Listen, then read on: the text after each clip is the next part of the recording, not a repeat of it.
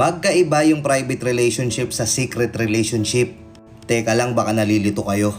Alam nyo bang maraming couple na mas pinipili nila ang private relationship? Alam nyo ba na napakaswerte nyo kung mapipiliin yung partner respetuhin yung privacy nyo? Bakit sa tingin nyo? Sa mundong punong-puno ng social media, sobrang open na lahat.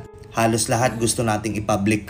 To the point na yung feelings natin minsan kapag nagagalit tayo, inilalabas na kagad natin sa social media.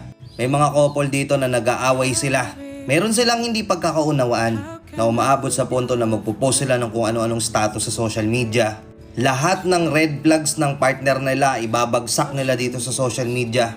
Ipopost nila. Lahat ng galit nandun. Makikita ng maraming tao. Tapos pag naging okay sila, hindi na nila maibabalik. Nabasa na ng marami. Na nakakatawan tignan kasi nag-aaway kayo sa social media tapos maya-maya okay na kayo ulit.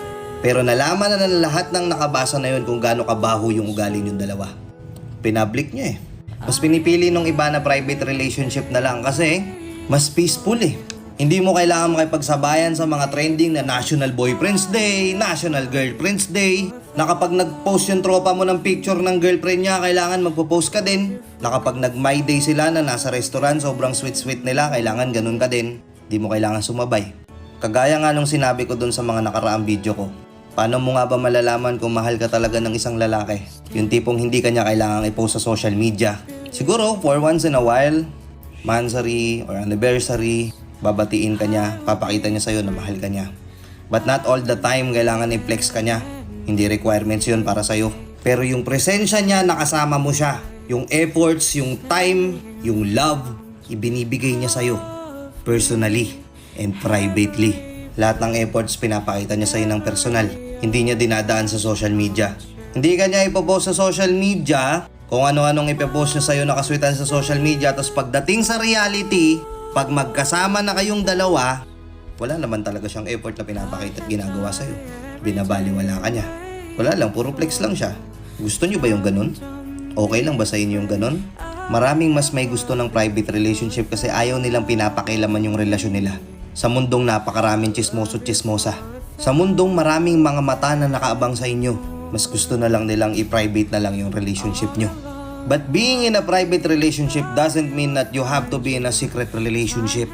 Magkaiba yun. Baka tinatago ka na niya.